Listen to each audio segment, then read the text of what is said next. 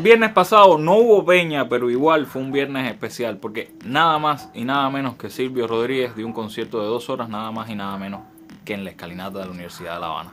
Un sitio mítico con una larga historia de manifestaciones revolucionarias y de conciertos de la trova, dos caras de la misma moneda. La lucha por la Cuba que queremos ser, que insistimos ser, en oposición a esa otra Cuba, cautiva de las aspiraciones e intereses de nuestro adorado vecino norteño, asediada por emperadores y lacayos oportunistas que han hecho de la guerra multidimensional contra nuestro país una forma de vida. Entre esas dos aguas nos moveremos, entre Trump y Silvio, entre la Cuba que quieren que seamos y la Cuba que seguimos intentando ser, con toda la necedad, con toda la esperanza. Si tiene corriente, sube el volumen. Si nos está viendo por las redes, desconecte los audífonos. Márquese, que se sepa que usted ve con filo, un espacio para mostrar con todos los matices, las noticias, los hechos, las matrices de opinión que circulan en los medios y en las redes sobre la realidad cubana. Vamos a rasgar la costura de la manipulación mediática y adentrarnos en la arista filosa de los acontecimientos.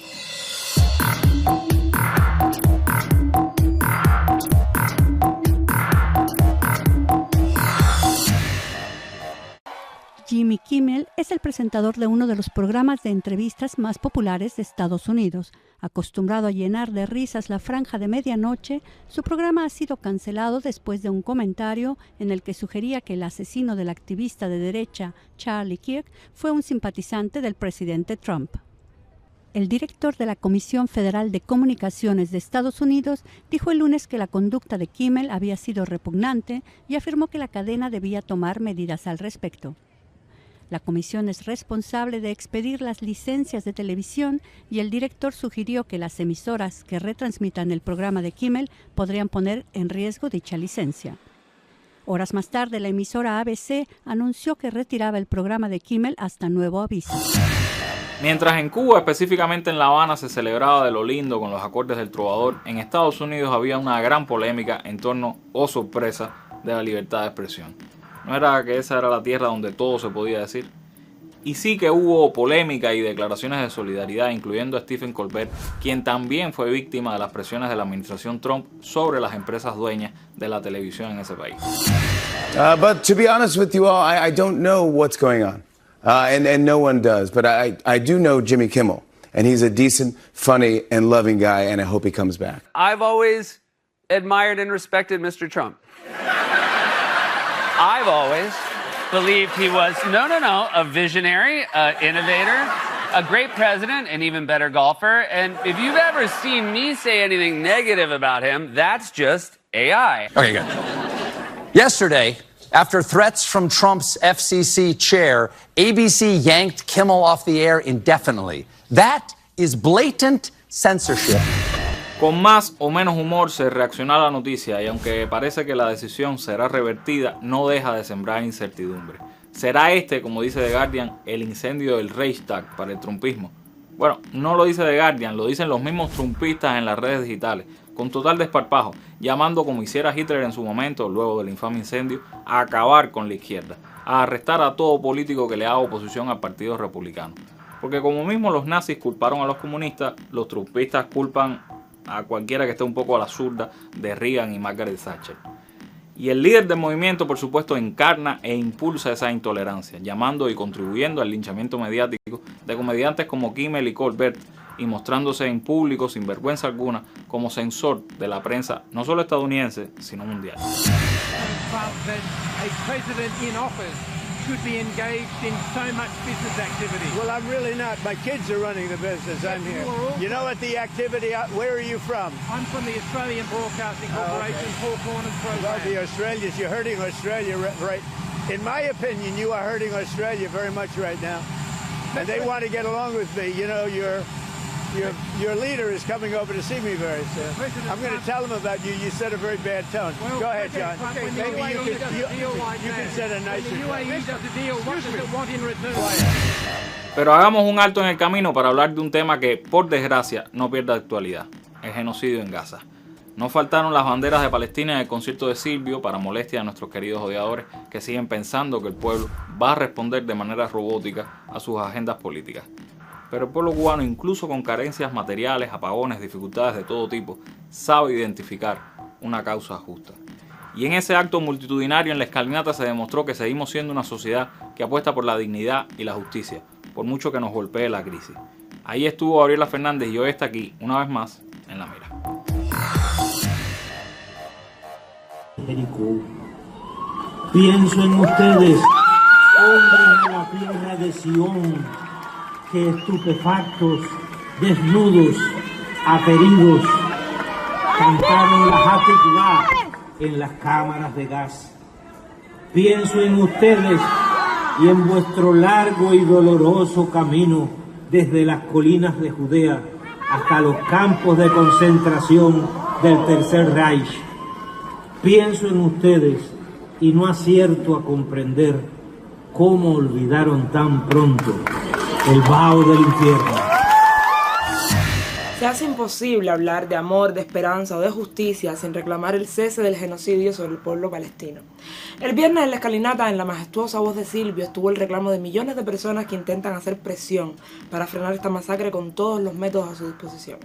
Con todos los métodos que pudiese sugerir quien crea que la libertad y la democracia en las sociedades capitalistas está hecha para que las personas comunes tengan el poder.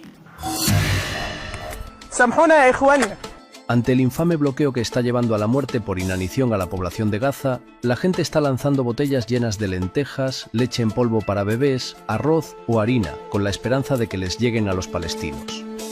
Se trata de una iniciativa de unos jóvenes que se está viralizando en Egipto. Hartos de ver cómo sus hermanos mueren de hambre en Gaza y su gobierno colabora con el Estado genocida de Israel, pasaron a la acción como buenamente se les ocurrió. En las botellas escriben mensajes como el siguiente: «Perdón, hermanos nuestros, no hay nada más que podamos hacer». Mientras unos matan y desean la muerte sin compasión, otros hacen todo lo que pueden por salvar vidas. Es la eterna pelea entre el bien y el mal, entre la compasión y la crueldad, entre la esperanza y el horror. Se han intentado boicotear empresas, se han suspendido eventos y se han organizado protestas y marchas. Incluso con muchísima fe se ha intentado mediante la ONU que se detenga la masacre. 11 países se sumaron recientemente al reconocimiento de Palestina. Estados Unidos es el único entre los mandamases de esa organización, que son los mandamases del mundo, en no reconocer la existencia de la nación que están aniquilando. Y si Estados Unidos no la reconoce, Palestina no existe. Y si no existe, puede ser borrada y punto. Un esclarecedor ejemplo para poner en el diccionario junto a la palabra democracia. Por respeto a Shakespeare, por respeto a mi oficio estrictamente, debo y quiero. Es inevitable ser un espejo, y estamos, en el momento que estamos, reivindicar la barbaridad que está ocurriendo. La barbaridad que está ocurriendo en Palestina, la salvajada de discutirse por una palabra, genocidio no, yo sé que legalmente es importante, la barbaridad y el dejar morir a los niños de hambre es exactamente igual, le pongas la palabra que le pongas, los quiere matar a todos, llámele usted como quiera, y los quiere matar de la manera más cruel y más bestia, ¿no? Y sí, el sistema capitalista da muchas opciones para fracasar en el intento de enfrentarte al poder. Las empresas boicoteadas no quebraron, los asesinos siguen sueltos y Gaza se sigue desangrando. Pero será esa voluntad que ahora parece tan poco productiva la que nos llevará un día a romper con lo que sea necesario para hacer la humanidad que pueda detener la muerte. Nos vemos en La Mira.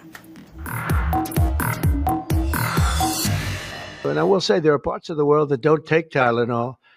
I mean, there's a rumor, and I don't know if it's so or not, that Cuba, they don't have Tylenol because they don't have the money for Tylenol, and they have virtually no autism, okay? Tell me about that one. And there are other parts of the world where they don't have Tylenol, where they don't have autism.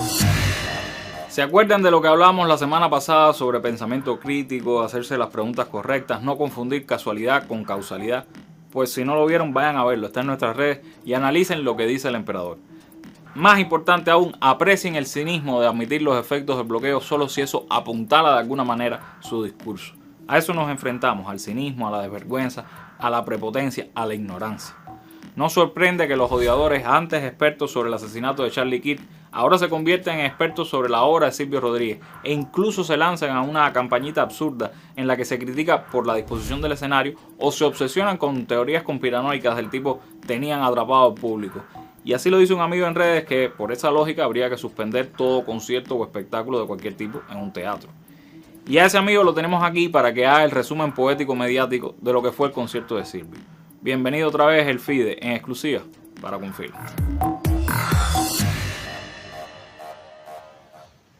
Mira, Michel, bueno, yo he estado en los conciertos, digamos, antológicos que hubo ahí en la Escalinata, el del 1984, cuando llegaron de la gira por Argentina, Silvio con Pablo, el grupo de Pablo, Fran Bejerano, Eduardo Ramos, Jorge Aragón, y después en 1985 el lanzamiento de Causas y Azares con Afrocuba, tremendo piquete. Me sorprendió extraordinariamente la euforia del público, ver esa masa de jóvenes compacta. También había algunos latinoamericanos, no pocos latinoamericanos y de otras partes del mundo, de todas las provincias vinieron guaguas. Y cuando yo sentí esa, antes de entrar, digamos, cuando Silvio no había salido de escena todavía, ya había un caldo espeso de expectativa, la gente gritando Silvio, Silvio.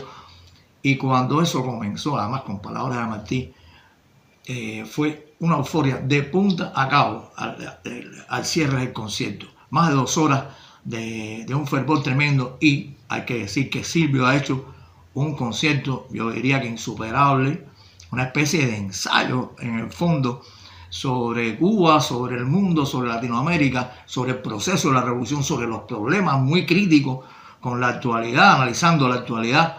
Y yo creo que Silvio ha marcado pautas en un concierto como para estudiárselo.